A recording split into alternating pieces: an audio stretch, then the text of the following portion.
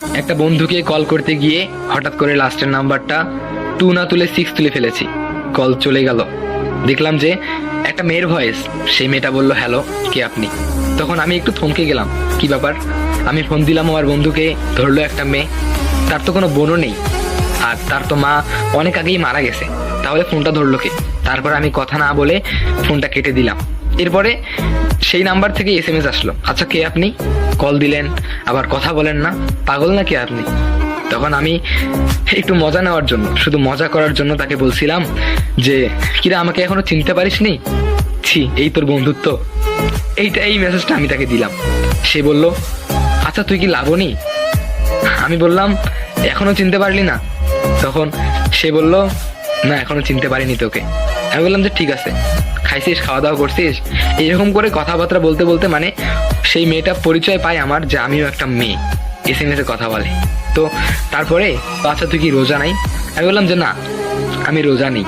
তখন সে বলল, এখন আমি তোকে চিনেছি, তুই হলি আমার সেই মোটি বান্ধবী যে এক মুহূর্ত খাওয়া ছাড়া কিচ্ছু বুঝিস না, তুই শুধু খাওয়া খাওয়া করিস। হ্যাঁ আমি জানি তুই আয়েশা। তখন আমি ওটা সুযোগ পেলাম, ভালোই তো। হ্যাঁ আমি আয়েশা, এই তো চিনতে পেরেছিস।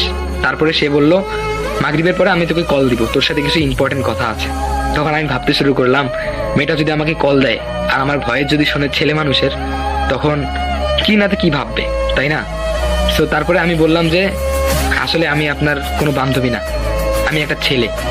তখন সে ইমপ্রেস হয়ে গেল যে কি আজব, আপনি একজন ছেলে আর আমি আপনাকে চিনতেই পারলাম না। তারপরে বললো যে হোক ঠিক আছে, ছেলে হয়েছেন তো কি হয়েছে, আপনাকে কল দিব, ভালো করে কথা বলবো। আমি বললাম যে ঠিক আছে। তো মাগরিবের পরে সেই মেয়েটা আমাকে কল দিল, আমি রিসিভ করলাম। বললাম যে হ্যালো, আই এম সরি, প্রথমে সরি বলতেছি কারণ এইভাবে কথা বলাটা আমার উচিত হয়নি। তখন সেই মেয়েটা বললো যে আপনার নাম কি? তখন আমি বললাম আমার নাম শরীফ। তখন আমি বললাম যে আপনার নাম কি? তখন সেই মেয়েটা বললো আমার নাম জবা। তারপরে আমাদের অনেক কথা হয়। তারপরে হঠাৎ করে আমি একদিন জানতে চাইলাম আপনার বাসা কোথায়? তখন সে বলল কুড়িগ্রামে। আমি এইটা শুনে অনেকটা থমকে গেলাম, কুড়িগ্রামে? সেখানে তো আমারও বাসা। তারপরে আমি বললাম যে কুড়িগ্রামে কোথায়? তারপরে সে বলল উলিপুরে। আমি বললাম যে আজব তো, উলিপুরে কোন জায়গায়? আমার বাসা তো সেম। তারপরে সে একটা এলাকার নাম বলল, আর সেই এলাকার পাশের এলাকাতেই আমার বাসা। সত্যি তখন কেন জানি ভাবতে রূপকথার গল্পগুলোর মতো লাগতেছে যে হঠাৎ করে একটা অচেনা নাম্বারে কল দিলাম, ধরলো একটা মেয়ে, আর সে নাকি আমার পাশের এলাকাতেই বাসা। তো একদিন মেয়েটা বলল চলেন আমরা একদিন মিট করি। তখন আমি বললাম যে কোথায় মিট করবা? তারপরে বললো যে আমি তো আপনার সঙ্গে ঘুরতে যেতে পারবো না, আপনি আমার স্কুলের পাশে দাঁড়িয়ে থাকবেন।